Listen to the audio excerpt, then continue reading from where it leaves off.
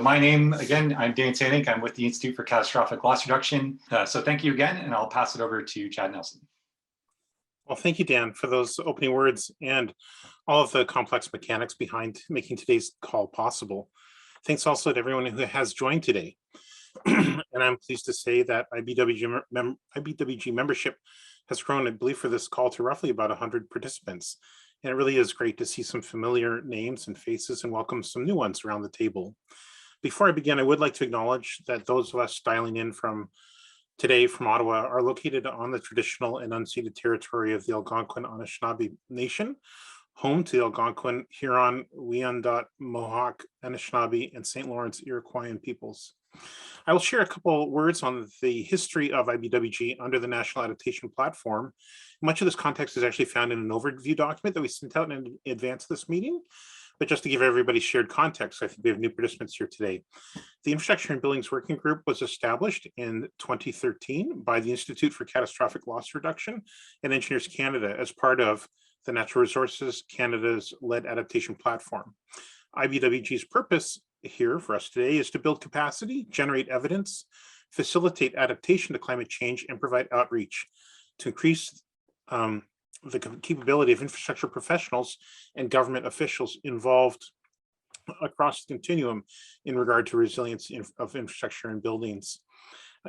Our participants include infrastructure owners, operators and managers, home builders, the insurance industry, planners, engineering associations and consulting firms, architectural associations and consultants, the real estate industry, private industry, non-government representatives, in addition to federal, provincial, territorial, municipal government officials, all working in the field of climate change adaptation and disaster risk reduction.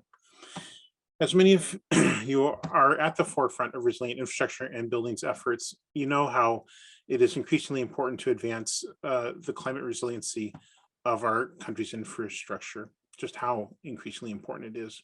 And there has been a lot of work and advances that range from whether it's new data and new guidance, vulnerability assessments and adaptation strategies, professional development, funding, international exchange of knowledge and advances, to also looking at low carbon resilience and natural infrastructure approaches. But in summary, there have been many positive actions. But in light of climate events across Canada, such as the tragic heat wave, fires and flooding in British Columbia, and we're going to learn a lot more about that today, having heard about 5 bridges washed out and 20 stretches of highway, and as well the flooding East Coast, we clearly do have a long way to go. With ever greater knowledge of current and projected climate impacts, like the consequences of atmospheric rivers, decisions about infrastructure could be argued to be binary. Be the decision about location, design, build, or planned operation and maintenance. We are either choosing ignorance of impacts and consequences, or making climate smarter decisions, in fact, that aim to deliver a more secure future for all. In this context, IBWG has an important role to play in fostering the exchange of leading practices. I wish to say thank you to today's presenters, and today we are honored to be joined by Chief Patrick Mitchell of the Kanaka Bar Band, who will present on Kanaka Bar climate resilience initiatives. Located 18 kilometers south of Lytton, British Columbia, Canada's hotspots, say, Chief Patrick has lived in the Fraser Canyon all his life. He has worked with his community since 1978 to design and complete projects and programs that reestablish foundational sustainable stability in air, water, food, and shelter, with supporting resilient systems like energy, communications, transportation, and storage, while building regional capacity in all 8 areas. Chief Patrick will be speaking on how Kanaka reviews every referral, project, and program and makes decisions through the lens of climate change, and why this is now the only path forward for them. Chief Patrick will highlight some of the community's successes and share some of the challenges. As he is fond of saying, live with the right ones, learn from the wrong ones, and the secret is doing, not talking. In 2018, Chief Patrick was honored with a Clean Energy BC Lifetime Achievement Award for his work in renewable energy project design, permitting, development, and operations, and was recently honored with a Clean 50 Lifetime Achievement Award for his work on climate change awareness and action. Kanaka's 2021 Climate Resilience Plan was also recognized as the Clean 50 2022 top project. We're also fortunate, you'll stop hearing from me soon, to be joined by Carolyn Larrivé, who will be speaking about the National Adaptation Strategy. She is a scientific program director at Uranos and will be delivering our second presentation, focused on the natural and built environment roundtable advisory panel of the National Adaptation Strategy. Carolyn Larive holds a degree in urban planning from the University of Montreal.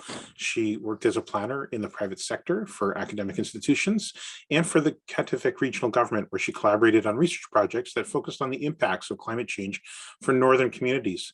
With Uranos since 2006, first as a specialist in the Vulnerabilities, Impacts, and Adaptation Group, and as a coordinator of Northern Environment and Urban Areas programs. Ms. Larive now acts as the scientific program director.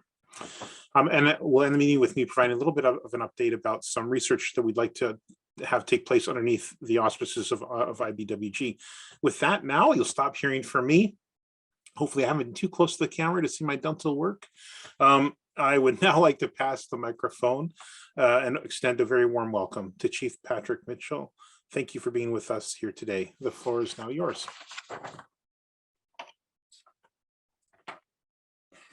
Was I on mute? Okay. All right. So Chad, give me the thumbs up. Are you able to see my opening slide? All right. So thanks, everybody. My slide is called I Thought We Had More Time. And again, I'll be editing the raw video here to release this on Kanakabar's website afterwards. So thanks, everybody, for joining. Okay. There we go. So I'm going to minimize you guys over here. Akwent lo shukshuka kuksteb at kukbi. Kukbi kanat yahan squash kuklakten mu. Kuksteb, the infrastructure and buildings working group, and Kuksteb shnukshnuka. What I've done is just introduced myself in my Intlakampin language. Thank the creator for the gift of life and the power of choice. And thanking, of course, Chad and Dan and all of you for exercising your power of choice by being here with us today. So the first slide I have here is the Intlakampin Nation. For those people who speak French, we were known as the Couteau tribe since 1808. We became known as the Thompson Indians for quite a while. And in about the early 80s, we retook back our traditional nation name, Intlakampin, which translates roughly as the people who live within the red polygon area. And on the map here, I've shown the towns of Lytton and Merritt, and you'll know a little bit about them because obviously the catastrophic events caused by the heat and the atmospheric river, these are two focal points. Kanakabar, located 14 kilometers or 18 kilometers to the south of Lytton, has an area of discrete and inherent jurisdiction. It is within the purple polygon area that our community, one of 15 communities that make up the nation, we have the inherent title and rights. So we decide what goes on within the purple polygon area, because that's a direct impact, but we do have a say in indirect impacts that occur outside of our area. So welcome, everybody. So for the Tlaktlakten Muh, we've managed the land and resources for 8,000 years. Okay, there's a slide deck here. Try to get that out of the way. And the principles of land and resource management for 8,000 years was that you manage the land and resources for future generations. We were stewards. We were allowed to live off the largesse of both the land and resources. Land is known as Tumyu, the resources were known as Inwabatan. And so when people proposed to hunt, fish, gather, live, or whatever, you had to ask, and there was 4 simple things that we would say. So in the history of Kanakabar, we've only said no twice. First of all was that time in 1858 where we fought a protracted war against American gold miners, and that ended on August 23rd with the declaration of the mainland colony of British Columbia. And then the second time was more recently. And so when Kanakabar spent approximately 6 years studying the TMX expansion project, and we gave a free prior informed no. So regardless of Article 32.2 of DRIPA, we're still getting the pipeline. So there's still a lot of issues that are out there. For those people who want to know why we said no to the pipeline, think about the asks above. Think about the lens of climate change. TMX poses an unnecessary and unreasonable risk to the ecosystems that sustain our community. And TMX and the tripling of fossil fuel expansion exports to a world market is inconsistent with a global existential crisis. So that's 2 reasons why we said no. There's 4. Enjoy the link to the video. Okay, let's see, next. So Chad introduced the CRP. So the CRP is, so we've evolved from, in 2015, a land use plan where we studied all the impacts from 1808 to up to 2015, and we came up with a mission statement as part of the land use plan. It says, Kanakapura wish to become a self-sufficient, sustainable environment community again. We had lived for 8,000 years very well. We had this 150-year hiccup. This is BC's 150th year since we became a province.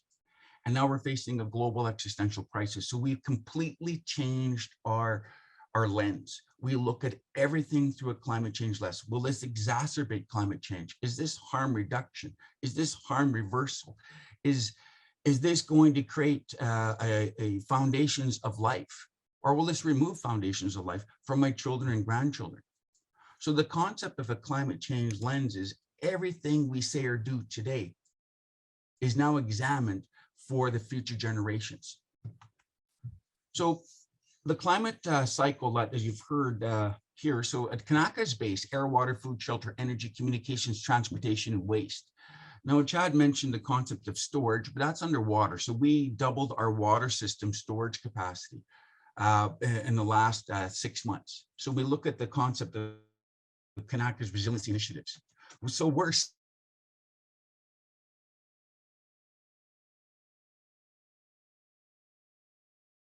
water in the fall, no water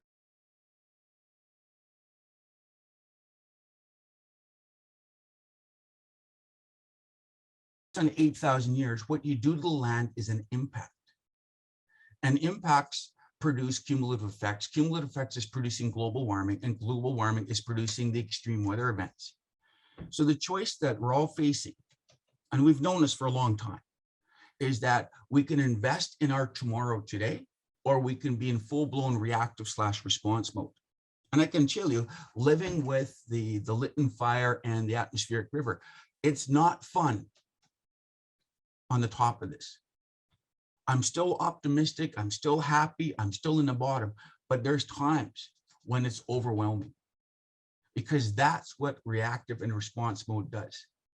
So we're faced now, as we've been faced now since basically 1988 and 1992, with a choice. Change our impacts, change the cycle. If we do, we will have a quality of life and an environment and economy tomorrow. If we don't, I can't forecast necessarily what is coming. For those people who want to see the worst case scenarios, I would certainly consider getting, I believe David Wallace Wells had a book called, I can't remember, From Inhospitable to Inhabitable. So there's certainly a lot of doomsday books out there that talks about the end result of not doing the right thing. So I'll leave that for you guys to find that material. So having introduced really quickly what Kanakapura is doing then, so everything we do is written down every 6 months in a winter plan. So please have a look if you want to have a look at Kanakapura's winter plans. I believe in our winter plan, we have 7 to 8 resiliency initiatives that are underway. And that's what takes up my time at the community. So the winter plan over here, you have a look at it. We'll be starting to rewrite it for the next summer. But what it does is it highlights for the community what we're working on over the next 6 months. And it ends with a 6-month report back and a 6-month report forward. And the winter plan is based on the CRP. Now, where's the CRP? Right there. What happens is the winter plan is based on the CRP. The membership gave us 7 areas that they wanted us to advance to create the self-sufficient, sustainable environment community. That's what, as leadership, we're doing. And this is the end result. So here I've given a quick summary of some of the stuff. We collect site-specific data. Climate change's impacts and the extreme weather events is very localized to a region. Canada's hotspot is going to get hotter. That may not be the case for Alberta and or Manitoba, as an example. But we do know that Manitoba experienced a drought this summer. So site-specific data is critical to a climate change adaptation strategy, transition adaptation strategy. So we've invested in a lot of site-specific data collection. We know that ecosystem shifts and potentially even ecosystem collapses are on the event horizon. So we've invested heavily in growing our own meats, fruits, and vegetables. And coming soon, so right in the middle there, you'll see this flat space of this image. We are putting in aquaculture and aquaponics, where we'll be raising our own salmon species in tubs and using the above ground to produce meats, fruits, fruits and vegetables. So this will be coming, report will be coming out by the end of March, saying this is what we're doing, this is how much it's going to cost, and this is the schedule. I can tell you that the initial estimates is for $300,000, we can set up 2 tanks. And for $50,000, you can expand it as the need arises. So I'll leave it here, other than saying everything that Kanakabar is doing is online. Please take the opportunity to review and, as you need it. But the one thing I wanted to highlight is this is proactive, it's scalable, and it's replicable. So what Kanakabar is doing in terms of resiliency can be repeated anywhere in BC and in Canada. But what it does require is a change in priorities by the leadership, the families, the municipalities, the regional district, the province, or Canada. Resiliency can be built into our future, but you need to do it today.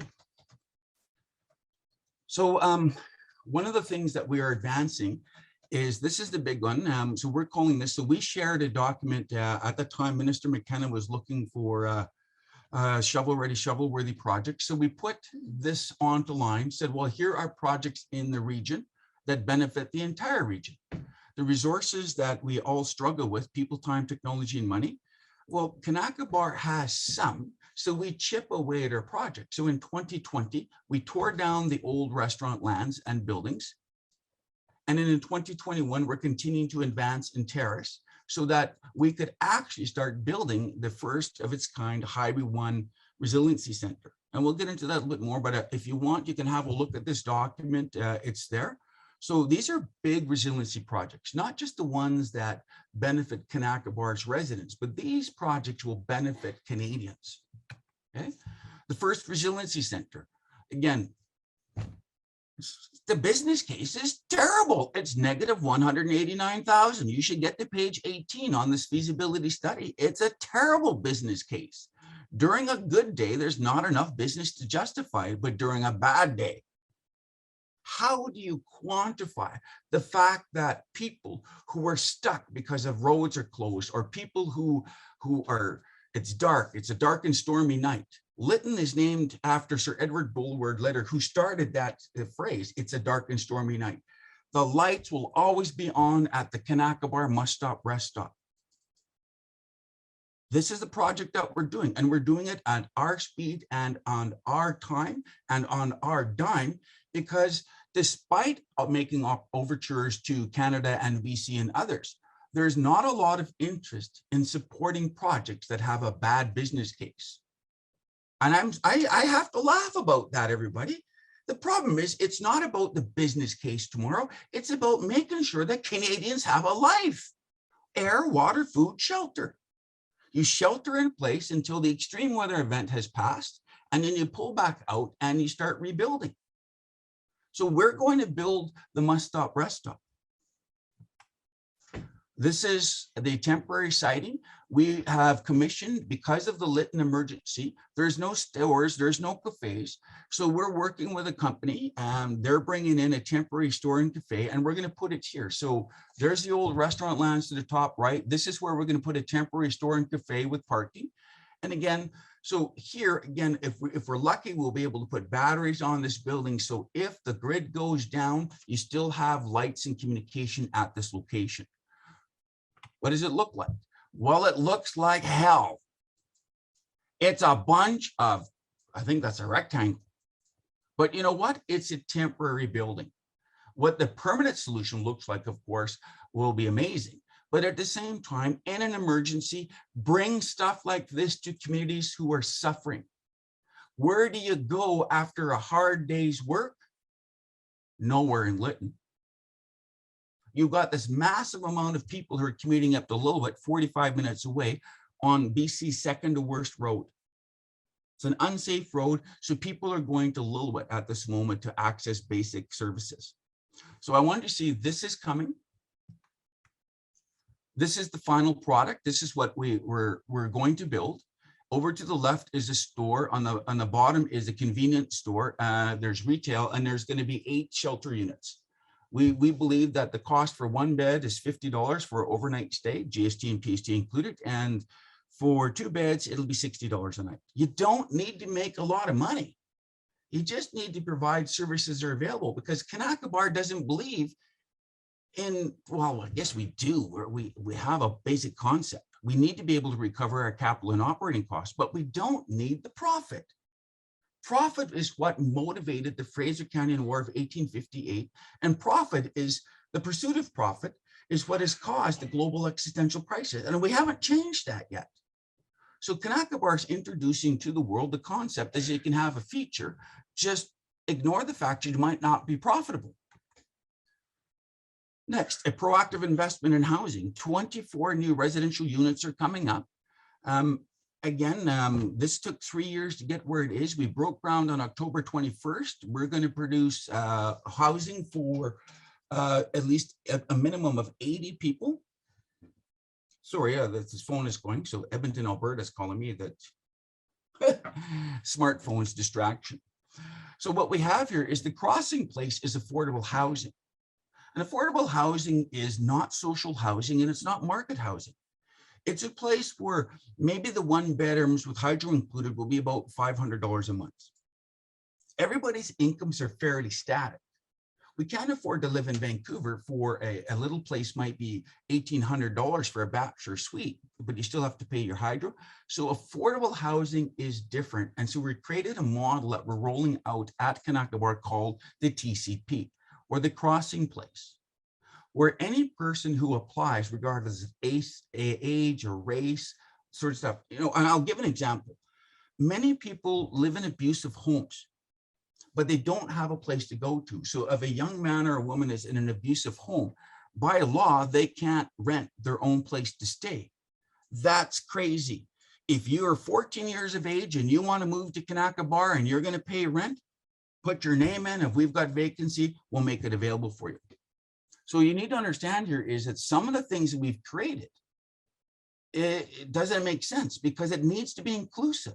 All British Columbians and Canadians need to have access to affordable housing. So our model is scalable and replicable. And I'm hoping that Caroline and Chad and all the participants view this very closely. It's going to be built and it's going to be operational, and everybody will benefit from this model. I did a video called The Climate Change Wolves a couple of weeks ago. I believe it was November 25th. And I want to just talk a little bit about these extreme weather events. An extreme weather event like the Lytton heat or the atmospheric weather is not weather. We designed British Columbia over the course of the last 150 years and even nationally for weather events. Sometimes we get too much rain, sometimes we get too much cold, but you know what? Those are 1 in 100-year events or 1 or 200-year events. But then what are we going to do about the frequency, duration, intensity of extreme weather events? Everybody knows that we are now at the EW level. EW, extreme weather events. The risk is known, the probability is known, and baby, British Columbia is living with consequences. So I'm just saying here, and I haven't followed the recent story about their tornadoes down in the United States, but I also know that people in Quebec will tell you about what happens with extreme cold. We even asked the Texans last year who dealt with this extreme cold. So these extreme weather events, and there's 4 of them: heat, rain, wind, and cold. How then do we build infrastructure and buildings that are resilient, that can handle these extreme weather events and bounce us back as soon as possible? Resiliency is the ability to handle the event and then come back online as soon as possible. So now let's look. 168 days. This bar is on the first page since June 30th, where in less than 20 minutes, air, water, food, shelter, energy, transportation, communications, and waste systems were lost, displacing over 1,200 people in 168 days. What have we managed to do since then? Last night, I got an email from the village of Lytton.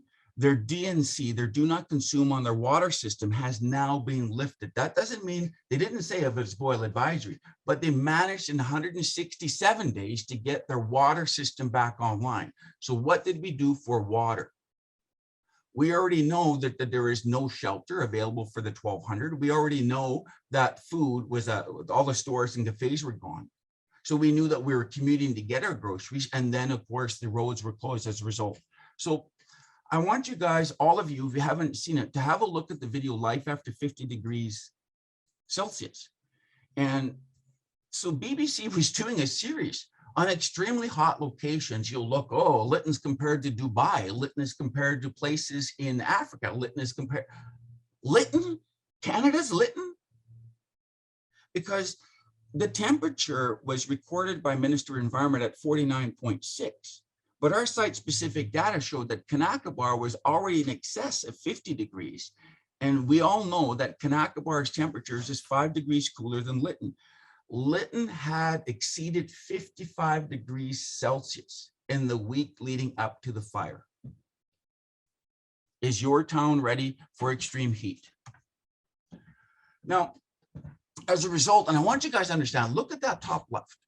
If you haven't read it, please go out and download the November 30th letter. Kanakabar has set into motion an incredible opportunity. The material that is available to help us with heat, wind, cold, and wet, rain exists. Just nobody's ever brought it together in one spot. So we gathered as a nation and as the evacuees on October 15th. We then gathered again on November 12th.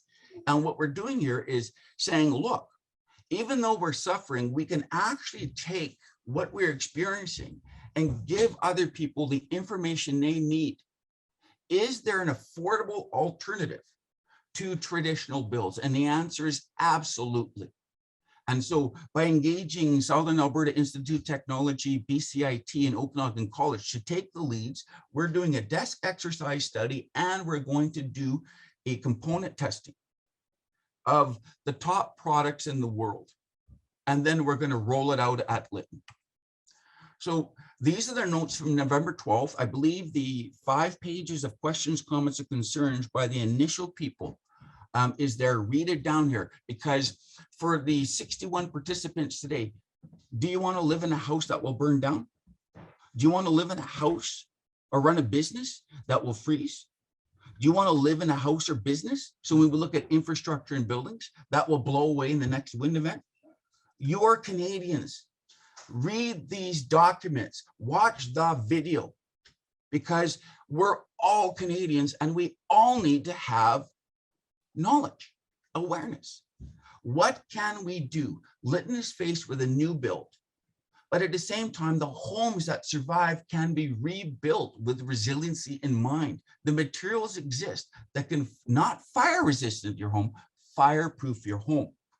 So this product does exist. Ask Australia, ask Mexico, ask California, ask Europe, and ask Siberia. There is this incredible product out there. It's just not allowed in Canada yet. This is why it's so important that Canadians and our governments participate in this review. You don't have to pay for it. We're going to do it anyway. If you want to send me money, happy, right? But at the moment, I don't have time for conversation. We are doers here at Kanakabar. So we are going to deliver the information for Canadians. And we're going to deliver it before January 31st of 2022, because there's going to be a shotgun start on the project on April 2nd of 2022. So keep your eyes on Kanakabar's events. So the TCP, this is Kanakabar. This is what we call Lower Kanaka. So the housing units are going over here. The proactive builds can go to the right, and there's also expansion room. So Kanakabar has a limited land base, but we can do something. These projects can be completed in the next 6 months. We don't have the money yet, but you know what? Where there's a will, there's a way. We'll find the money. I know we will, because I've got friends in low places, right? And they will talk to their deputy ministers, who will talk to their ministers and say, you know what? We need a solution and we need action. I don't know who the Minister of NRCan is, I was able to speak with Ministers Lametti, Hadju, and Miller last week, as well as the Prime Minister, but they don't have a mandate letter. Until I get the mandate letters, I won't know. But I know people like Chad Nelson know people. I know people like Dan know people. I know that Carolyn know people. Please share what Kanakabar is doing, because we really need a win right now. This is what happened November 15th. This is 28 kilometers north of us. One rain event, one extreme weather rain event. So what we have, though, is some good news came out yesterday. They're forecasting opening Highway 1 to the north of Lytton to single lane traffic in January of 15th. If that's going to happen, fantastic. It's been 29 days since November 15th. Remember now, in the opening slide, I showed it's been 169 days since the Lytton fire. Now we got this. This is a concurrent event. We're suffering from both the heat event yet, and we're suffering now from the atmospheric event. How does the Lyttonites keep the stiff upper lip? Well, look at the tie. It's called the extreme, it's called the flame of optimism. I wear a yellow tie because it reminds me is that where there's a will, there's a way. Don't let Mother Nature get you down. She's just sending you the warnings. Do things differently or face the consequences. This is Tank Hill. Fragility and dependency of BC was exposed. Fragility and dependency of Canada was exposed.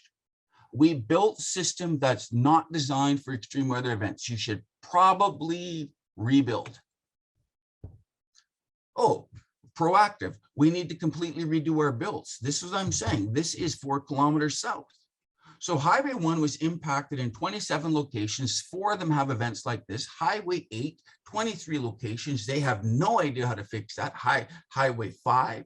You look at the list of highways in BC. Our transportation ground to a halt. Now, even if you get the little bit, do they have milk? Do they have bread? Do they have essentials? It's happening because we're able to get a few roads open.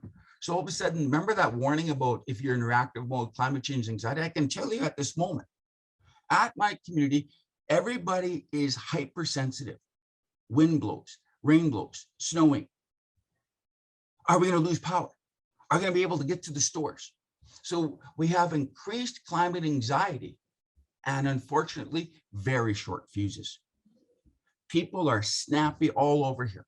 1,200 people on Facebook and or Twitter and or LinkedIn, snappy, snappy, snappy, because they're not seeing the path forward. They're not seeing progress. So that's the extreme weather events. Hey, what is this? Are you saying that everything Kanakabar can do is both scalable and replicable? I have an idea. Why don't we do all this 2 kilometers south of the village of Lytton? And all it requires is Canada and BC and the regional district, the village of Lytton, and the Indigenous communities to work together to replicate Kanakabar's resiliency initiatives all in 100 acres. Easy peasy, lemon squeezy. All it requires is the Chad to shake a few wallets. By the way, Chad, you're very courageous letting me speak today. Kanakabar can make this happen. We created a new entity called the Fraser Canyon Emergency Services Society, who could develop this land for the benefit of all BC and Canada. It's a unique new model, a permanent emergency operations center, because of the frequency, duration, intensity of extreme weather events. You need to switch from response mode EOC and volunteers to permanently staffed EOCs, staff who are ready to go to Lillooet and or Kamloops and or Vernon and or Kelowna. As soon as the event occurs, teams of trained professionals are there, and they're bringing the temporary buildings and other things that come over. It took me 2.5 days to put a new potable water system on here. I'm meeting here between 11:30 and 12 with the guy that's designing the system. We're meeting with a bunch of provincial representatives. Potable, portable water systems exist. So when you go down, your systems go down, you don't have to be without water. And I love this. I met this lady one time. I called her the lady with a smile. I said, hey, lady, you want to help me build a toilet? And she stopped. And turns out it was Christy Clark. And she said, what are you talking about? I want to change completely the environment and the economy of BC. And I need to put in a foundational building called the Must Stop Rest Stop. It looks suspiciously like a toilet.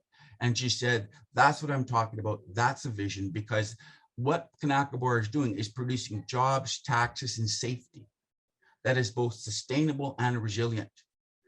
The loggers cannot log the forests. That means a lot of people going down. Mining can't occur during extreme weather events. So you're going to have a lot of Canadians out of work. Well, how do we transition them? What is this concept of just transition? We need to bring in manufacturing. We need to do all sorts of amazing things. So Kanakabor has a plan. We just don't have your resources yet, but we'll get to that. This is where it's at. So I wrote a letter to the province about 3-4 weeks ago saying we're all British Columbians. I've been working with Canada at the best of my ability. I mean, I have no idea. My MP is following everything. His name is Brad Weiss. My MLA, her name is Jackie Tegert. They're all following Kanakabor's story, but you've got politicians and that are in opposition, but they can at least have the conversation with the leadership. Leadership is needed. I haven't added up Kanaka's asks. I haven't added up the roadmap to rebuild, but I know that to help the village of Lytton bring back their vision, becoming a sustainable and resilient community, I got a quote for $850,000 that would help develop the roadmap for the 2 to 4 year rebuild. Kanakabor, in the meantime, can roll out projects that support not just the village of Lytton, that inspire Canadians. We need to give people something to cheer for before the next extreme weather event kicks us all again right where it hurts. So by presenting as I've done today, I'm saying, look, you've got a small community in the middle of nowhere who's taking care of business. Basically, we reverse the adverse effects of colonization here at Kanakabor. We do it based on our needs. It's community driven. The projects that we're proposing here are all community driven. This is from the evacuees. These are people whose homes survived the November 12th notes. This is from British Columbians. This is from Canadians. This isn't a top-down approach. This is a bottom-up approach. And Canada, help or not help. British Columbia, help or not help. Because we're going to do it anyway. Because we're the Kanakabor Indian Band. We broke dependency on Victoria and Ottawa. But for our governments and our corporations and our financial institutions, we're all going to benefit. So what I'm going to do is Kanakabor will cover all the costs of this. But if there's somebody who wants to be able to help out, whether it's $1, whether it's $5, we'll create a tracking table. So when the applied research study and testing is completed of a 160K, we will, as part of the report, saying, and the cost of this study was borne and shared by the following individuals. The system review and report, right? Whether it's behind the meter readers, brand new HRVs, all these sort of things, that's Foresight. Foresight said that they would do a bit of a review. Then we take the research study and the systems review and build these projects. And we're assuming just 4. Happy to put in 8, right? So at assuming $400 a square foot, I have no idea. So we're going to hire a general contractor to build 4 to 8 new builds. And that person will track completely the cost, because remember, the number one question that Lytton evacuees asked us, is this affordable? Then they need to know the true costs.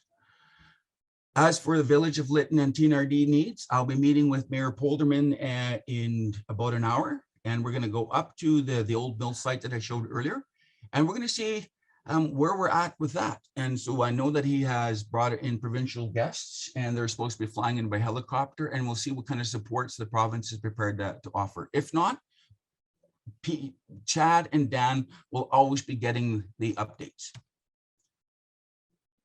I guess this looks like my final slide. Let me just double check. Yeah. So here I am.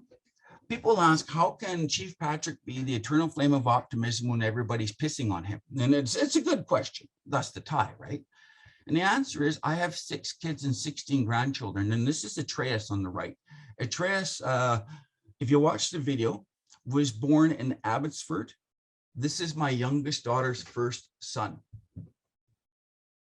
And everything I do is for my children and my grandchildren. That's why I get up in the morning. I don't have time for, yeah, I guess I have at least 5 minutes for downtime. Gee, I'm feeling sorry for myself. And I get over it. You got to go out and do stuff. We're all British Columbians. How many more warnings and events do you need?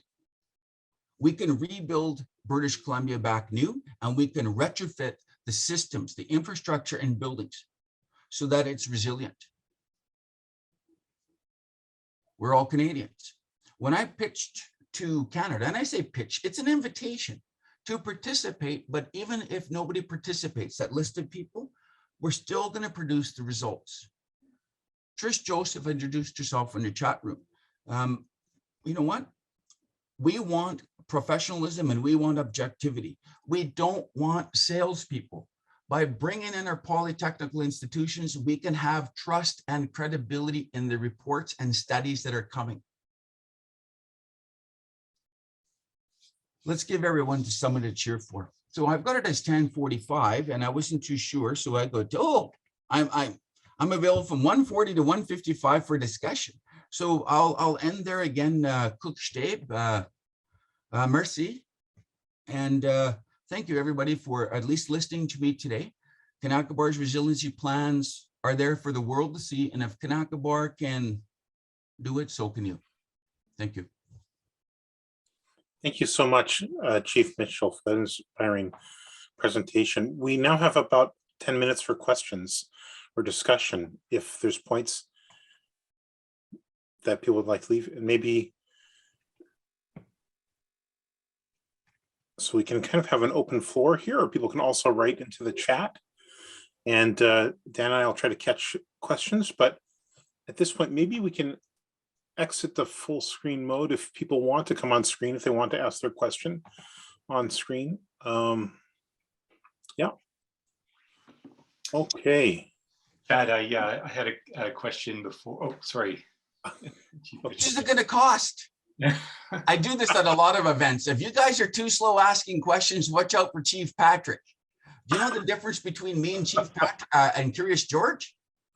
The man in the yellow hat gives Curious George bananas. The man in the yellow tie, he's just bananas. If you guys are too slow asking questions, man, I got a lot of questions for me, myself, and I. So, but I'll leave that alone. So how much is it going to cost? Well, I see Trish over there. Ask her. She took her video off. That's great. And there are questions, some points coming in on the chat line here too. I see people mentioning about your optimism is so inspiring from Tina Neal. Thanks for the presentation. Deepak, really great ideas and approach. I guess if we keep watching for questions, Dan, I took a few notes. I want to kind of mention some of the really wonderful keywords I heard through that presentation about proactive, scalable, replicable, the need for leadership, the vision for the sustainable, resilient community. We need something good to cheer for. That's part of what I find gives us a sense of agency in the world working on resilience. It's not just a global problem you have no control over, where we can take action. So those are, in case that stimulates any kind of further discussion or points. Yeah, sorry, I did have a question for Chief Mitchell. So you are doing very progressive work and provide a very good template for many other communities in Canada. One of the interesting things, I guess, from my perspective that you're doing is this sort of transformational change in building practice, like your pilot of using alternative building materials, and you're really focusing on resilience for multiple hazard types. And a general question I have is, given the number of other communities that are in a similar scenario of you with respect to exposure to wildland fire, to flood impacts, and so on, and what you're going through right now in your community, what do you wish was in place, before this past summer to facilitate the work that you're doing now? Maybe shorten that recovery time. You mentioned 2 to 4 years is the rebuild time. That's a long time. So what are some of the key things that you think other communities should focus on making sure are in place? My wife challenges me. She says, do you know the difference between ignorance and apathy. And I said, I can't answer that. And I think she was alluding to the fact is that there's an I don't know and I don't care approach. Man, a lot of people are talking about things we should be doing. Even COP26. I would challenge Dan and Chad to share Arnold Schwarzenegger's presentation, where he told the world leaders, it's an 8-minute video, and he told the world leaders, congratulations, you've just attended COP26. You're all leaving with your hearts open and your minds open, and you're going to fail in your commitments. And you're going to fail because you're either stupid, liars, or corrupt. And you need to have a set of balls. Now, I have been providing BC and Canada with a way forward for a significant period of time. The presentation is entitled, I Thought We Had More Time. The very first call I made was to Minister Lana Popham when the heat dome hit. I was aware that the field crops would fail due to extreme UV and heat, and I knew that the animals in the Lower Mainland. We didn't invest in protecting our infrastructure in buildings, including our animals. So if you know what the risk is, and you know that the probability is increasing, and you know that the consequences are going to be awful, then make the proactive investments. There's still time. But we don't have time for committees. We don't have time for think tanks. That time is past. You've had since 1988 to 2021 to set this stuff up, and you didn't. So get out of our way, because British Columbians and Canadians, we will start protecting our homes and our families from extreme weather events. We need information. We need critical information. We need professionalism, and we need objectivity. When our politicians get in play, regrettably, that can lessen credibility. Justin Trudeau knew what was coming. So did Minister Freeland. And I don't know all the ministers. Minister Wilkinson, he was Minister of Fisheries and Oceans. I warned him about the sockeye salmon collapse. Then he became the Minister of Environment. Is he the new Minister of NRCan guy? Hi, brother. It's me. 6 years I've been asking for your participation and your support. 6 years you haven't replied to an email. Right? So when we look at this, if British Columbians and Canadians are challenging our government to break the status quo, you can give everybody hope, but you need to quit. Don't ask me to fill out a grant application. You have the ability to make strategic investments, like what I've proposed in my presentation. Because these projects, remember, there's something called the adoption curve.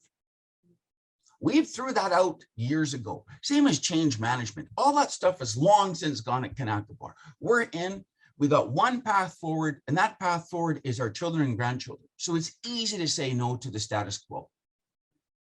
Ask yourself and ask your MLA or MP, why are we perpetuating the very same thing that's creating the end of life as we know it?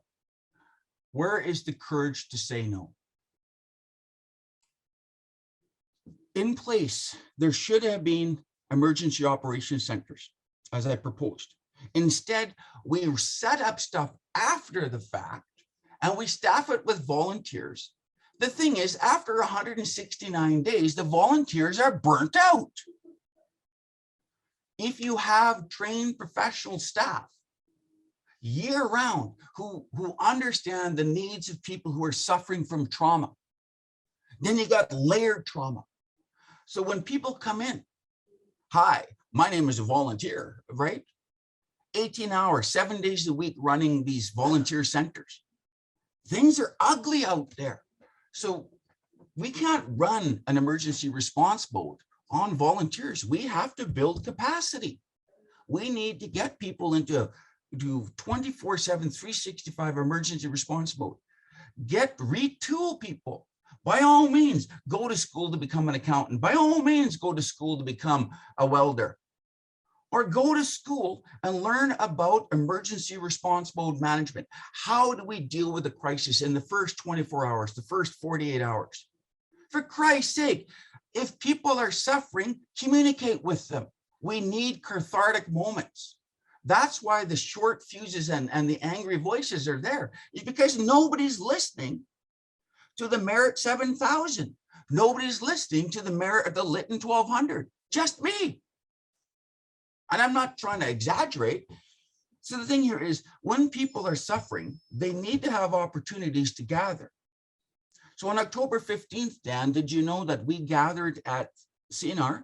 CNR voluntarily stopped a train, and we gifted the engineers with gifts because they didn't cause the fire. Climate change and extreme weather events did. We're all Canadians.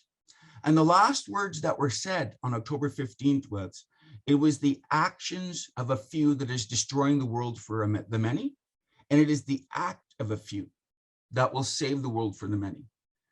And approximately 8 minutes ago, there were 61 people online. There's now 57. What will you do to save Canada for your children and grandchildren? It's about empowerment. Dan has the biggest tool available. He's got it in his right hand. Sir Edward Bulwer Lytton said, the pencil is mightier than the sword, or something like that. My hometown was named after that.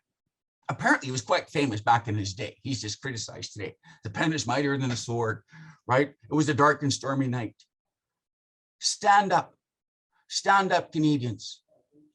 Caroline, you need to do there. So Caroline, comment dit-on knife en français, s'il vous plaît?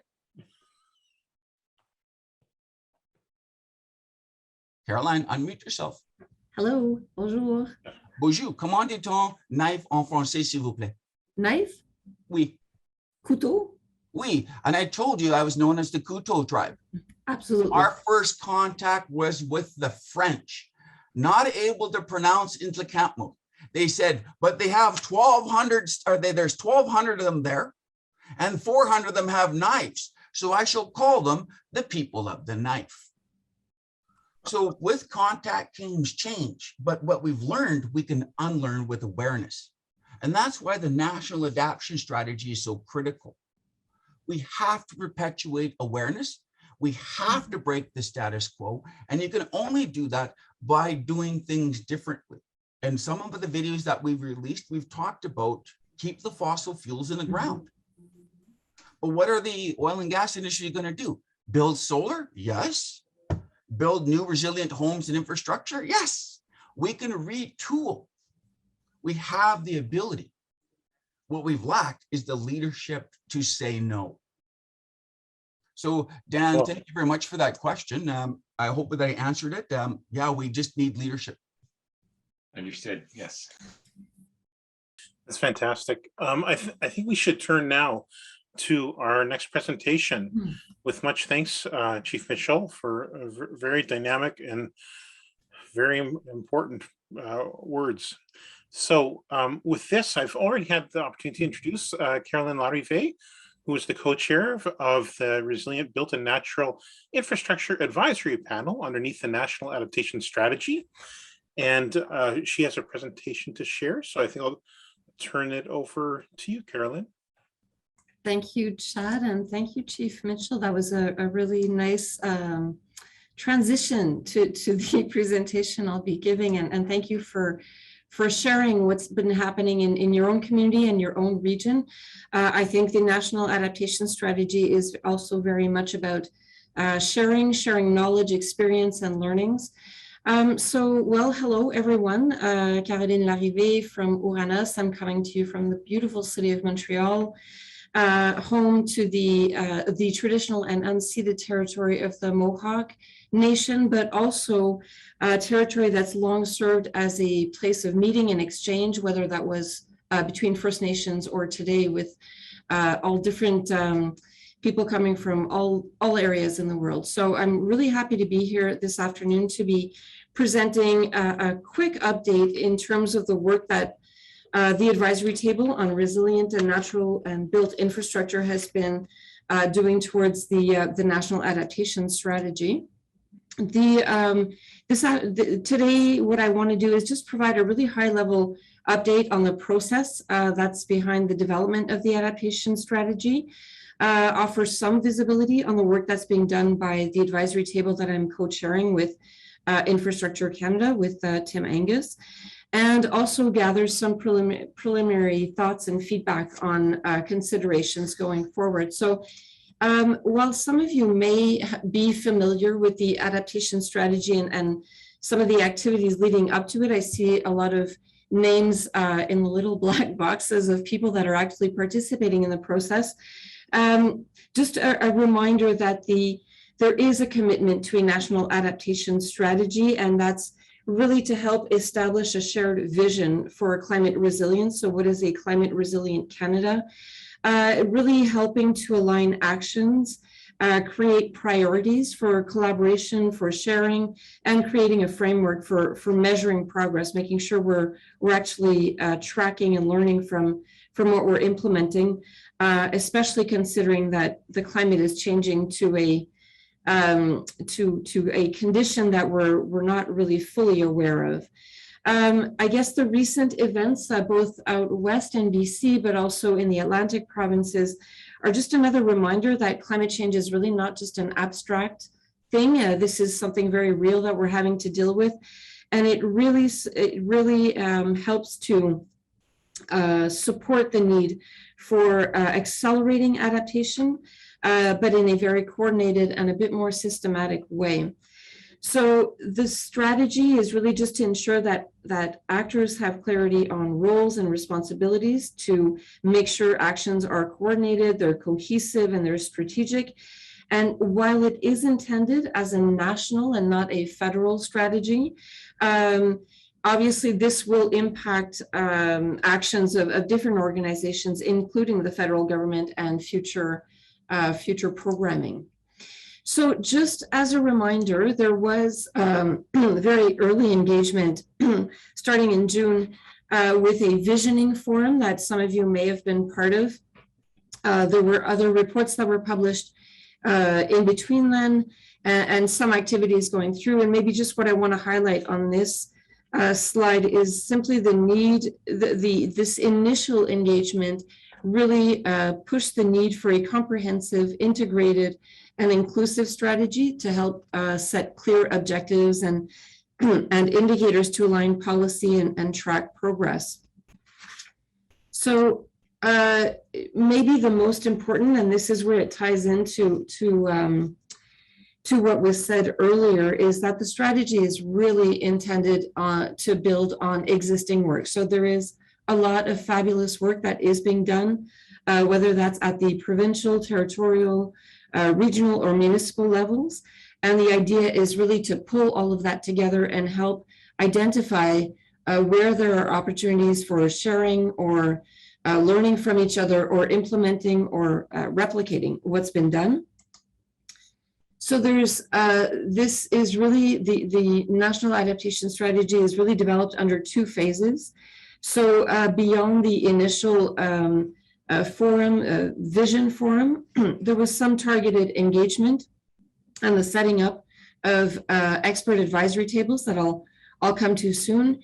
There's also a space for partner and stakeholder engagement that will be conducted over the next months, namely with provinces and territories and some key organizations or stakeholders, and then moving towards a wider public engagement, so to get comments on what Canadians more generally would like to see in such a strategy. And then the idea is releasing the National Adaptation Strategy for the next COP meeting to be held sometime in at the end of November 2022. So that's really what we're aiming for, or what the strategy is aiming when it's aiming to be published. So to come a bit more specifically to the advisory table that I'm helping to co-chair. So it's recognized that infrastructure resilience is a core pillar of the NAS development. So it's Environment and Climate Change Canada that's identified as the main lead for the initiative, but other government departments are heavily involved, and that's the case for Infrastructure Canada, namely, identified as co-leads just because of their role and their portfolio and mandate, respective mandates. So so there are 5 advisory tables going from health and well-being to a thriving natural environment, a strong and resilient economy, and a disaster resilience and security, and obviously the natural and built infrastructure table. Clearly, there are a lot of cross-cutting issues and linkages to be set across these different tables. And so there is a lot of work going on. So the co-chairs of all the advisory tables meet on a regular basis to try and help and establish those linkages. In addition to that, what we're doing as a table, as part of phase 1, is really focusing on developing what we're calling a transformational goal. So something a bit more, a bit further down the line, mid-century, end of century, or whatever timeline that is, but also looking at medium-term objectives. So 2030, 2035, and where should we be, and how will these objectives help to make sure that if we are aligned with these objectives, that we know that we're heading towards this transformational goal. So we're trying to articulate what those look like. In terms of the membership, we've really tried to be very broad and get a diverse representation. So a lot of actually people assisting today are part of this advisory table. So I'll also encourage you at the end of my presentation to add any thoughts you might have.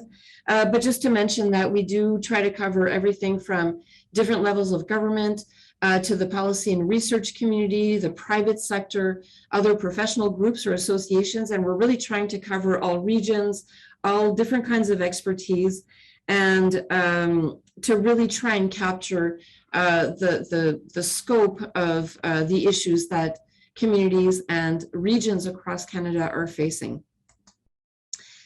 Just by the way, you will get access to these slides, so don't worry if you don't have time to read through all of them. Maybe the only thing I wanted to highlight on this slide is that as I say, we're working towards a transformational goal and medium-term objectives.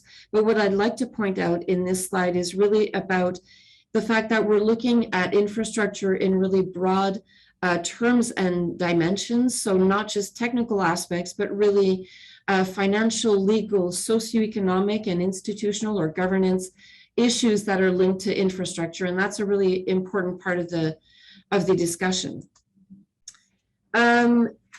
We have met 3 times so far throughout November and December. We're meeting again this week as a table with the table members, as we're preparing a short interim table report. And when I say short, I mean just really a few pages, getting out this information in terms of the transformational goal and objectives. There is a federal shadow table that was set up to support the advisory table. So kind of looking across the government departments that are also responsible on some level for infrastructure to kind of help enable the identification of linkages across government. So we've held a kickoff meeting. We've looked at kind of reacting to initial ideas of transformational goals and medium-term objectives. And as we're progressing, we're hoping to get at the end, as I say, a short report of the synthesized advice that we've come up with as a table. I can't really go into, at this time, the language of the goal and the objectives, mainly because we're still working on them.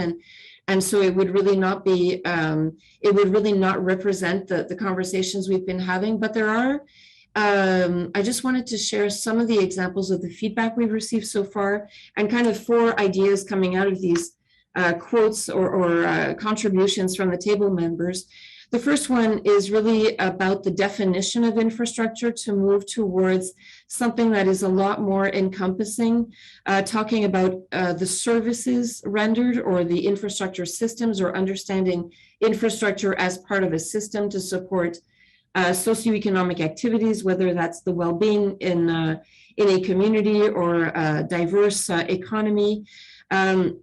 And when we think of infrastructure in terms of the services rendered, well, it really opens up the door to considering natural infrastructure on the same level as gray infrastructure. And it really helps to rethink, to really rethink about what we're talking about when we talk about infrastructure. So I liked, Chief Mitchell, your reference to rethinking, for example, wastewater management or even accessing potable water. We can think of this in different terms, and maybe that way become a lot more resilient to changes in climate. The other element that came out very strongly was the need to monitor, evaluate, learn, and reassess through time, especially considering that the climate will continue to change. We will continue to be faced with conditions that are kind of outside of the scope of what we have experience with. So we really need to be good at learning to monitor, evaluate, reassess, or reconsider the assumptions we made and really learn from that and keep growing. We also need to make sure that when we are thinking about infrastructure and as a system that helps to support community, regional, and economic or socioeconomic needs, we really need to be thinking very specifically about the most affected areas and the most affected groups, and making sure that those are high in terms of the priorities that we're targeting in the advice that we're giving. And finally, maybe one that I found extremely interesting, and I think it's really important, and a national adaptation strategy is maybe the place to kind of highlight this kind of thinking. But we also need to think about when investments into non-resilient infrastructure just don't make sense anymore, and we need to be able to identify what those thresholds might be, or what that critical decision criteria might be. But not everything we have done to date is resilient, and we need to think about what it means to try to make things resilient, and at what cost, both social and economic and environmental. In terms of next steps, just to mention that we will be engaging or continue to engage with professional associations that represent different aspects of infrastructure, whether that's designers or promoters or funders or whatnot, but mostly those that are not yet involved in the discussions, but that have a really key role, or that really influence how things happen. So that will continue.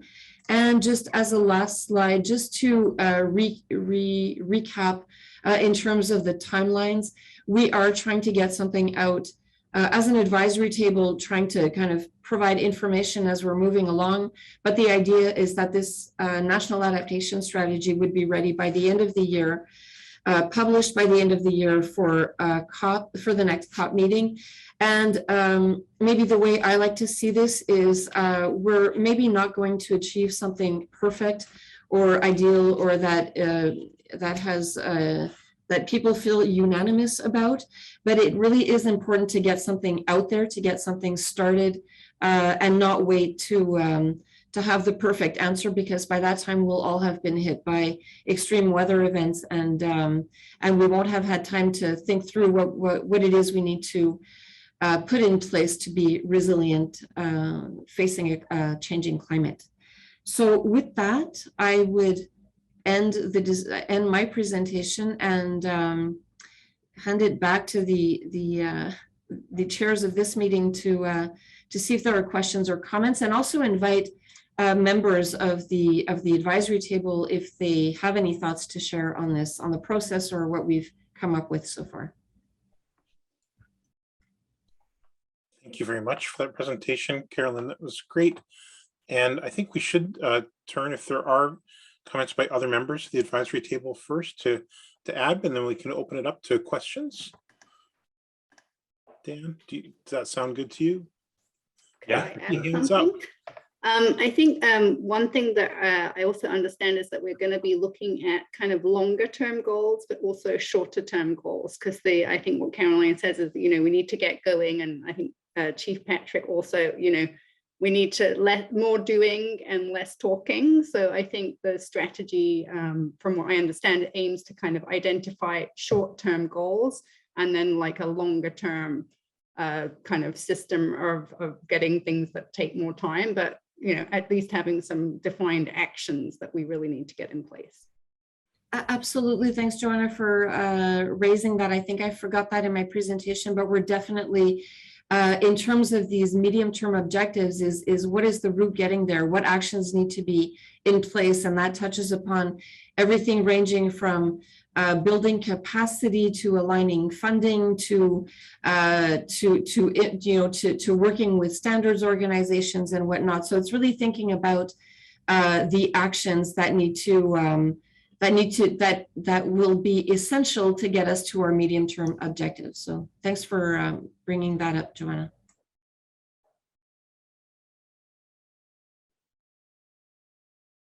If I may, Chad? Yep. Please, Serge, great. Merci, merci, Caroline. I'm on the committee too, and one thing that we're working on also is the collaborative ideal, and it's that these strategies will be able to be read and followed by a municipal or a provincial or a federal government. So really adaptable to any Canadian anywhere, so that right away I feel that you could hop on a strategy that at any level and do some good at the quickest way possible, as the chief had mentioned earlier. So merci encore. That's great. Thank you. And I see people's names are under our faces when we're on, but I'll just note for the people that was Joanna Quim and Serge Dupuis, previous presenter at IBWG. Any other comments from members of an advisory panel? I see there's actually a comment in the chat from one of the other advisory tables underneath the National Adaptation Strategy.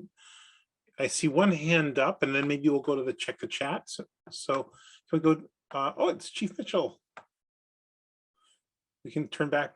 I think we'll turn back to Chief Mitchell. We'll come to you in just one moment, because just with the idea of following people on the panel, I think I will comment from the chat. Angie Wu, thank you, Carolyn, for a very informative presentation. I'm a member of the National Adaptation Strategy Advisory Table on Health and Wellbeing. We have a broad agreement that integrating health and welfare into the other 4 tables is important.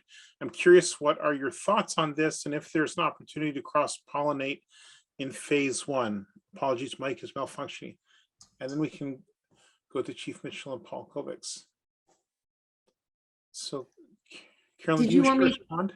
Did you want me? Yeah, just maybe a very quick answer, but it's clear that there are a lot of linkages that need to be discussed and come out. But just one example that I always give, especially with respect to health and well-being, it's clear that a lot of the health impacts, whether that's physical, mental, social health impacts of climate change, will not be able to be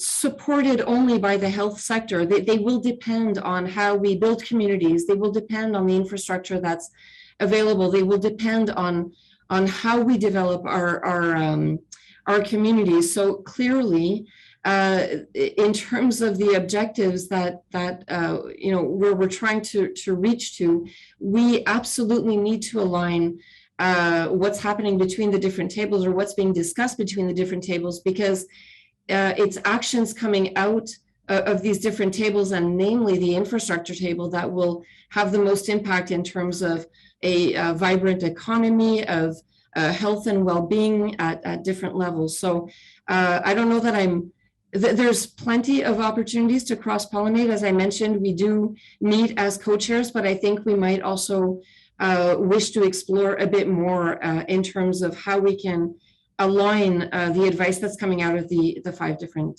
tables. I don't know if, Chad, you wanted to add something from the government perspective? Well, I mean, I think that there's cross-pollination at several levels there.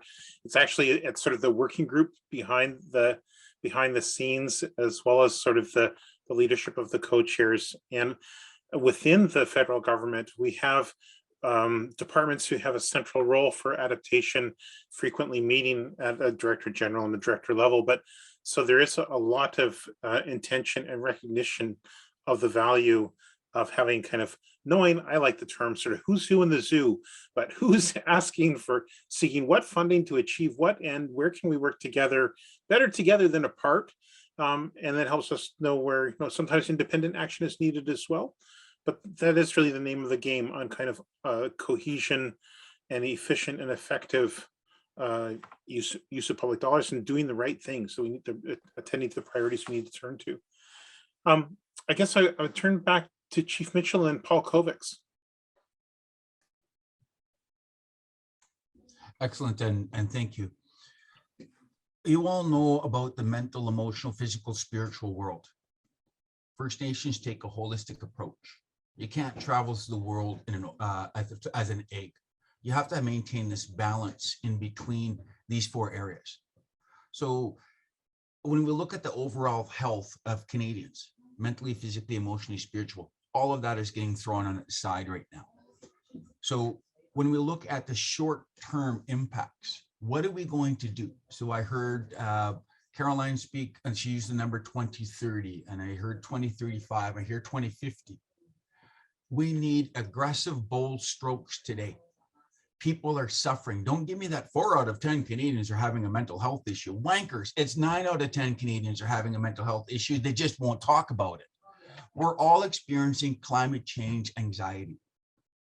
And we can start deflating that. We need action, bold, decisive action. The Infrastructure and Building Working Group was formed in 2015, 6 years ago. I don't know when NAS came online, but I'm seeing a plan to make a plan. I'm challenging each and every one of you to start shaking those wallets. Now, I told Chad, you need to grab a hold of your minister's wallet and squeeze a few bucks out. All of I'm you. going to need a job in Kanaka Bar soon. No, that's to say, because if you believe in what I'm cooking, you will be moving to Kanaka Bar, because if I convince you to go my way, you will probably lose your job because you're rocking the boat. What's on the event horizon for Canada's negative GDP? Now, I don't know what that means, but how do you quantify negative GDP? Don't even know. Is that import versus export? I don't need California tomatoes. I need Canadian tomatoes. I don't need Chinese solar. I need Canadian solar. So why don't we grow meats, fruits, and vegetables to feed Canadians and generate a surplus for the world? Why don't we manufacture solar? We're importing it. I challenged my BC government, and they said China shall provide solar. Except for COVID-19, except for climate change, extreme weather events, you need to quit investing in the models of yesterday and start making strategic investments in our tomorrow. Manufacturing the things that we need. Break the import dependency. BC is 83% on food. I spent 8 years working with successive ministers of agriculture. They all agree they don't want British Columbians to know that we spend so much time importing food. The reason why there's no food on our shelves is because the roads were closed. We couldn't get the food from China. We couldn't get the food from Panama. We couldn't get the California raisins here. But here at Kanaka Bar, I've got turkeys in the freezer. Here at Kanaka Bar, I got eggs in the fridge, because we're growing our meats, fruits, and vegetables based on the needs of a community, and we're making the surplus available for the region. I can do more. I just don't have the market for it yet. So I wanted to again, go into the short-term milestones that is referenced on page 14. NAS needs to be courageous. You need to sit down there, and all of you need to challenge. Now I want to take you way back to the NAS presentation. It's called page 8. Not the days of troglodyte, just page 8. Where we see Craig Stewart referenced as part of the disaster and resiliency and security. Did you guys read his article? Which one? The one from CBC that says insurance will now be the luxury of the rich. Yes. So one of the challenges that Lytton Rebuild and Recovery is that we are now in flood and or fire zones. Can I get the insurance to get the mortgage to rebuild my home? This is a critical question. But if the home won't burn, and the home or the building and the infrastructure won't flood, or you know what, Jesus, don't build in a floodplain. Come on. Okay. If your building is fireproof, cold-proof, windproof, and rainproof, you can get insurance, because insurance companies like insuring stuff when there's no potential loss or claim. Now, if your hot water tank breaks, that's just something else. Insurance and mortgages need to be considered into this conversation. Over 40% of the people in Lytton didn't have insurance. 40% were underinsured, and very few actually had insurance. Now, how do you ensure the fact, like let's use an example of Merritt, 363 homes are deemed uninhabitable. We don't know the insurance hits. But what about the 43 properties that no longer exist at all because it was swept away? Now, was that insured? No, I just funny. So I know that in Ottawa. So what we want to do is look at the climate change goals. In order for us to rebuild the infrastructure and buildings, we're going to need capital. Only Canada has a mint. So back on November 5th of 2019, remember guys, I've been telling you, I've been talking about this for years. I did a presentation where I forecasted financial crisis followed by financial collapse. We're not at the last one yet, but obviously there's a lot of people suffering for lack of capital today. And if I can't raise it from the traditional financial institutions, how much will Canada help? I spoke with the Village of Lytton mayor last night, and I said, how much money have you received from the federal government? And he said, zero. So Canadians are suffering, and my government hasn't sent a nickel this way. And I'm okay with that. The Canadian government hasn't sent a nickel for my study, my test, or my project, and I'm okay with that.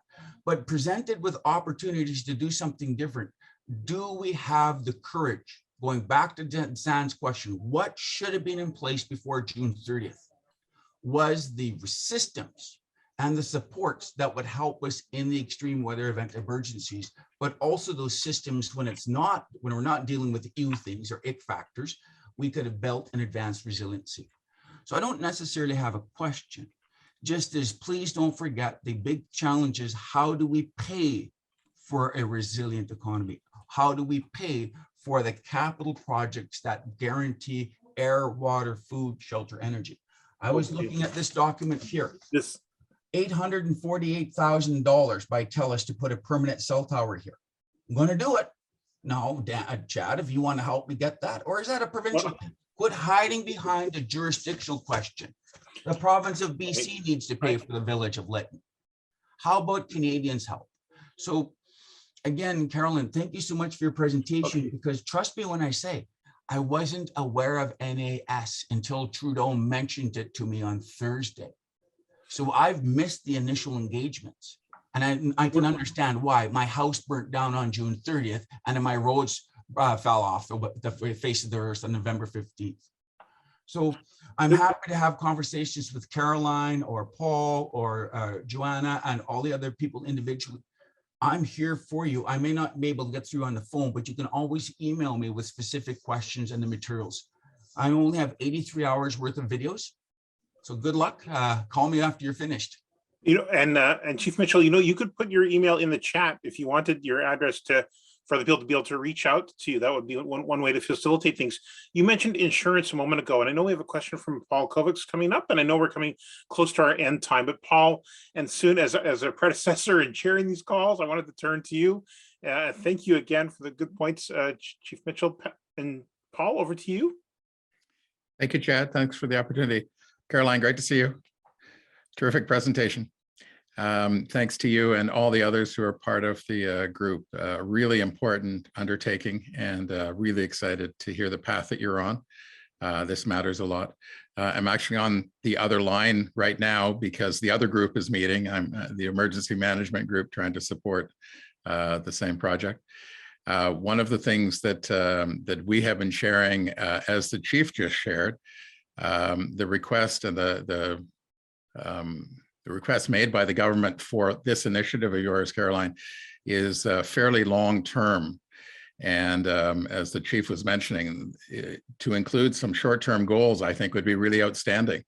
There are some things that this government should be able to do before this next election comes up on the infrastructure side in particular. And to include that in your reporting, I think would be a real helpful thing to do. You've been asked to do longer term goals, so you give them that. I know you will, but to also throw in some immediate things that can be done within 5 years or something, I think is really would help the exercise and be useful. Anyway, my very small intervention, the Canadian Council of Academies 2 years ago put out an expert panel report on climate change priorities. What should we do first? And out of all the long list of things we could think of, there was 2 different metrics we used. One was, do we have scientific consensus on the right path forward? And for infrastructure, it was the top of the list. This is where we know what to do, compared to a lot of other things where we're debating, should we do this or should we do that? Infrastructure, the science committee is very unified. We know how to build a more, to adapt and build a more resilient infrastructure. And it has a greater scientific consensus than all the other areas that we're worried about.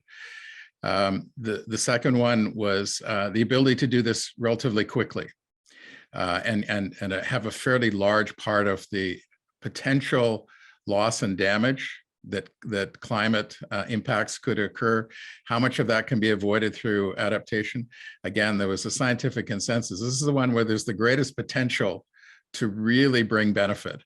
There's all kinds of other areas where we have an idea of what to do, and it'll definitely be a good thing to how to deal with some of the other issues. But for infrastructure, just a very strong consensus in the group that were surveyed, saying there's just so much more can be done on the infrastructure side, and we know what to do, and let's get on with it, kind of thing. So anyway, my small intervention, thank you. And a suggestion, anything you might put in terms of some short-term goals, saying, here are some things that can be done right away, because there is a lot of consensus and a lot of chance to do better. And we're about to spend, Chad, we're about to spend an awful lot of money as a country. The commitments have been made. So let's spend it right. Anyway, thank you. Thank you, Paul. Those are great points. And Dan, we're pretty much over time, so I'm kind of want to turn it to you for any closing words. I will, of course, share that we are continuing to look at Infrastructure Canada providing funding for a new wave of research following the last Infrastructure Buildings Working Group report. I'll put that link in the chat function for folks. If there are folks interested in knowing more about that research we like to do, and consultants will need to identify to do that work, they're welcome to send an email to me. I'll put both in the chat. So Dan, over to you, and maybe to thank our presenters. So Dan, over to you. Thanks. Yeah, well, again, thank you very much, Chief Mitchell, for taking the time to present. Certainly inspiring words, and you're living through something that we all need to think about very carefully. And I think many of the comments in the chat are reflecting these types of sentiments. So thanks again, Chief Mitchell. We hope to continue the connection with you and your community. And thanks, Caroline Larvé. We, of course, will stay in touch with the National Adaptation Strategy process and look forward to perhaps another presentation on the final output at some point next year. And we're over time here. Thanks again. Anybody who is still on the line, please feel free anytime, connect with us if you have topics that you would like to present on that you think are important for this group to hear about, key issues that you want to hear about that we can go and search for presenters on. Please let us know. Where this is the purpose of this group, to share information and make sure information gets out there that should get out there into this group. Thank you again for all of the comments and discussion.